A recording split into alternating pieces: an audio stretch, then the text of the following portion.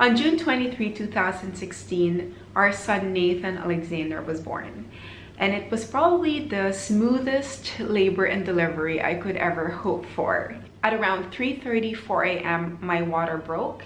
At around 5, we were at a hospital. At around 6, they administered the epidural. And around 7:15, I went into active labor. And 15 minutes later, Nathan was born. Now, I'm here to share with you 5 tips for an easier and smoother labor and delivery experience based on my own story and what worked for me. Now, I do want to give you guys a disclaimer that, as you know, when we are carrying a baby and into the labor and delivery, there are so many things that's not within our control.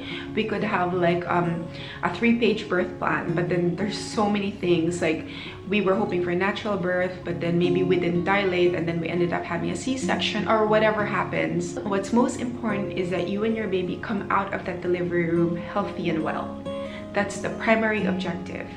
Yeah, but given that, there were 5 things that did help me and I want to share with you guys. So the number 1 tip is, given that there are a lot of things that it's not within our control, I cannot emphasize and underestimate the power of prayers. Seriously, like right when we got pregnant, we were already praying. It's like, Lord, please just help us have a smooth and easy delivery, a really quick delivery. Like, I don't want to feel any pain. Help me have a healthy and bouncy baby boy. I even like prayed down to the details, like, Lord, I want him to have like curly hair and dimples and all of that. Honestly, like, I feel like that was the biggest factor that helped us, because what are the odds that all of the things fell into place as they did? Number 2 as well is to find a good OB. And of course, we all want the best OB, especially if this is like your first experience giving birth. This is one of those things that I just want to emphasize that we shouldn't compromise.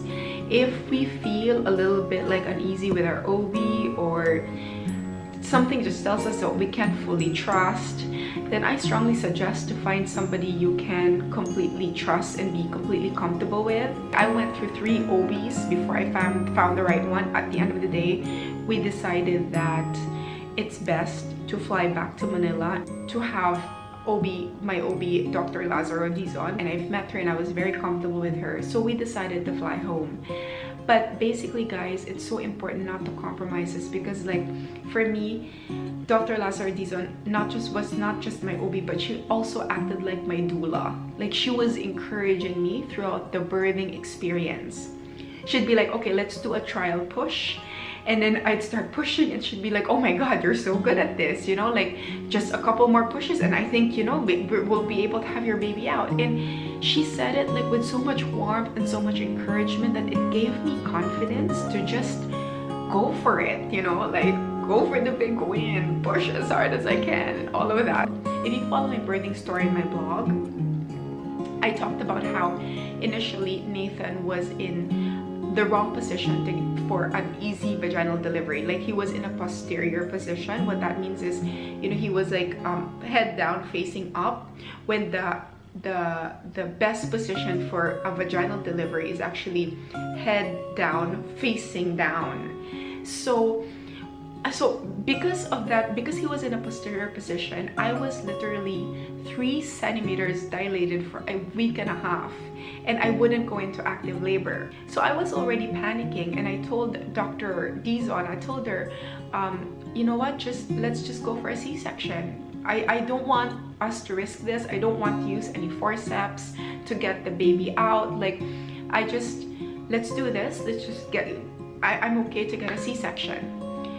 And you know, like, I can just imagine some OB would be like, you know what, that would be easier even for them, right? It's just you can schedule it, cut you open. It's also a more expensive procedure, but you know, God bless her, like Dr. Dizon was just like, no, like, let's be patient, let's wait it out.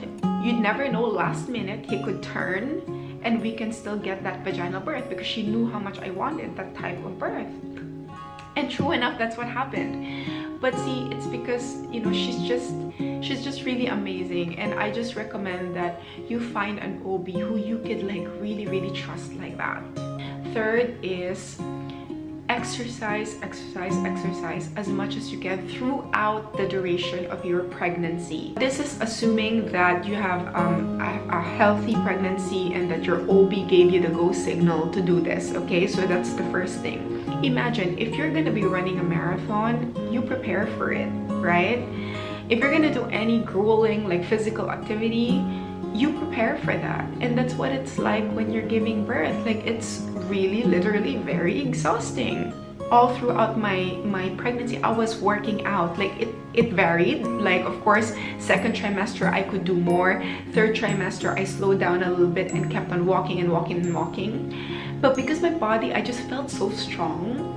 Like, I literally, during my experience of labor and delivery, I just felt like I was prepared for it. Like, every muscle, like my ab muscle, my glutes, everything, they were like, okay, let's go for this, you know, you're prepared. And I felt that really helped make the experience smoother. Now, the fourth one is quite controversial, the fourth tip, but this is just my opinion because this is what helped me, is that I literally got an epidural. I didn't even try for like a natural birth. I just told my OB I want an epidural, and it was like, it wasn't like a big dose. It was just the right dose so that I just don't feel anything on my vaginal area, but like but I could feel like my abs, I could feel my glutes, my legs, everything. Since I couldn't feel the pain so much of the contractions, I could focus all my energy into like pushing and then imagining, like doing like a mental exercise of just imagining that Nathan is going through the birth canal. As I pushed, he'd go through the birth canal. As I pushed again, he'd go down even more. And because of that, it helped me go through the process and focus on doing my part so that he could come out faster. Number 5 is, okay, this is like a technique that I learned from another YouTuber. She's called Mamasan, and this is the technique that she calls tug of war. Basically, what happens is when she was lying in on her delivery bed, she requested for a towel, wherein every time she'd push, she would pull on the towel simultaneously. So the nurse was pulling the other end and she would pull as she pushed.